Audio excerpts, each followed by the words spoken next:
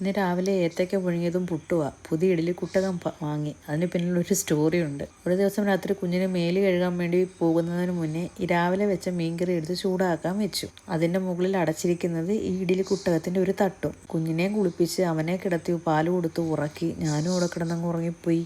ഈ gas off ചെയ്യാൻ ഞാൻ മറന്നും പോയി. പിന്നെ ഇത് ഓഫ് ചെയ്തത് പിറ്റേ ദിവസം രാവിലെയാണ്. അങ്ങനെ ഇഡലിത്തട്ടും കരിഞ്ഞുപോയി, ചട്ടിയും കരിഞ്ഞുപോയി. ഇവിടെ ജീവിക്കുന്നവർക്ക് മാത്രം അൽഹംദുലില്ലാ ഒരു കുഴപ്പവും പറ്റിയില്ല. പിന്നെ മറവി മനുഷ്യ സഹജം. പക്ഷേ ഇത് ഒരല്പം കൂടിപ്പോയെന്ന് എനിക്കും തോന്നി. രാവിലെ കാപ്പിക്ക് ശേഷം അവനെ കൊണ്ടുവന്ന് കുടുംബത്തിൽ വിടാൻ ഒരു ശ്രമം നടത്തിയതാണ്. പക്ഷേ നടന്നില്ല. അവൻ പോയ പോലെ തിരിച്ചു വന്നു. പിന്നെ അവനെ കിടത്തി ഉറക്കിയിട്ട് പിന്നെ അടുക്കളയിൽ കയറി ഒരു മീൻകറിയൊക്കെ വെച്ച്, നിലത്ത് ചോറും ഉണ്ടായിരുന്നു വെച്ച് ഊറ്റാൻ.